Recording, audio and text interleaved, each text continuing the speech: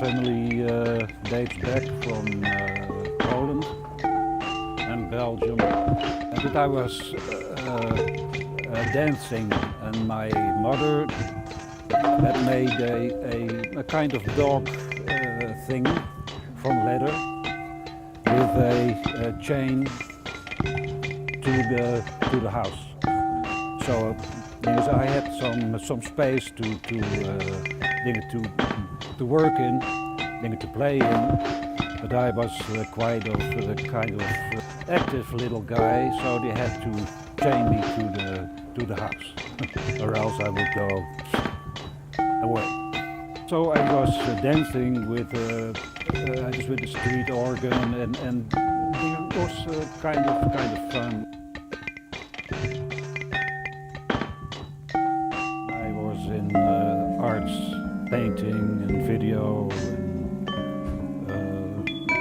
and the kind of thing. And the art market was good, so I made lots of money. And then it all crashed in the late 80s. So the art market was funtush, so we had to do something else.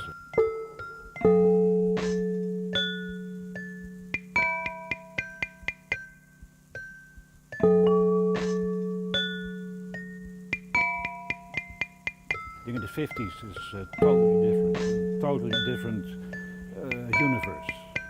The 50s are really close to the 19th century.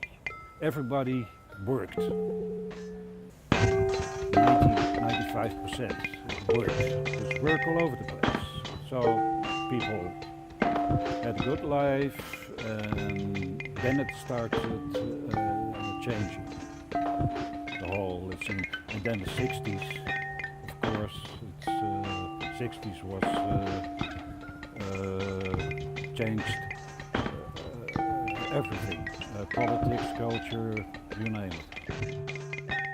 I think Amsterdam is as big as Queens in New York, and that's only a small part of the entire city of New York. And yet people here say Amsterdam is a world town, you know, we're number one. That's nice, it's then you know people easily. Then you cycle around and you say, I know her, I've seen you before, it's a village, quite small. Then the bureaucrats love them.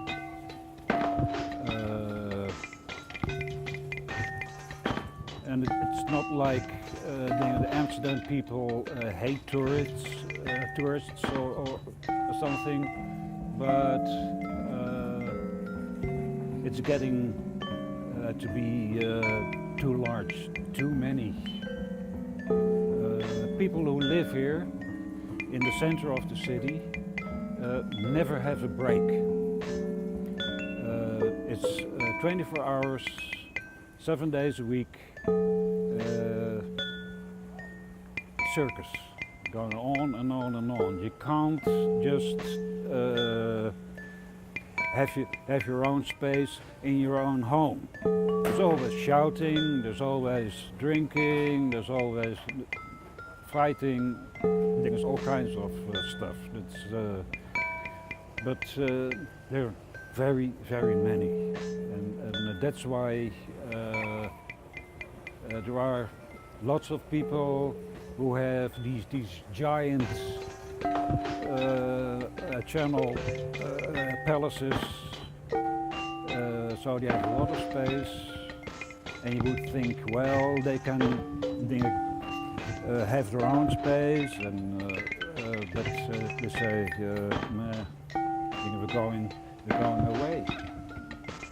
And then, of course, you have the Russians and the Chinese.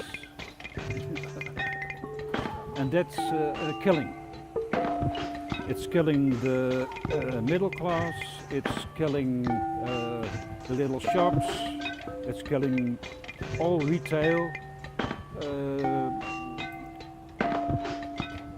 A small shop in the center maybe pays €5,000 a week.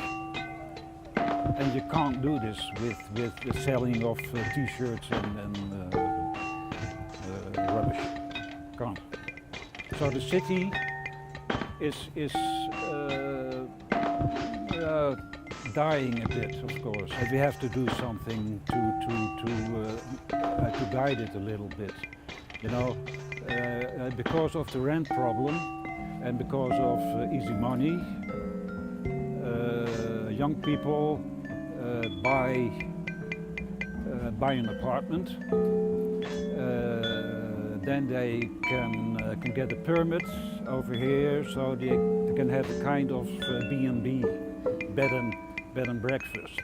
So you have this semi-legal hotel kind of stuff going on, and there are people who can't rent a place, who can't buy a place, Dutch people. So they have to look somewhere else, outside the city. It's all concentrated on tourism, and that's always wrong. Because the city has to be able to breathe and to have its quiet moments.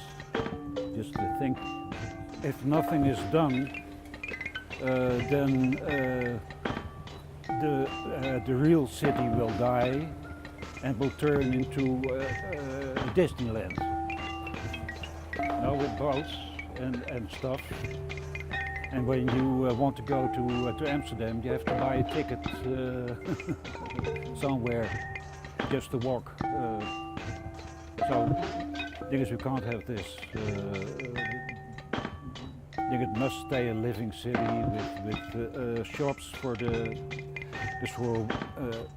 what they call the little people, groceries shops and bakeries and I think it's a lot. Young people who don't have any recollection of anything, they don't learn stuff, they don't learn history, and all this creates a kind of mood in a place.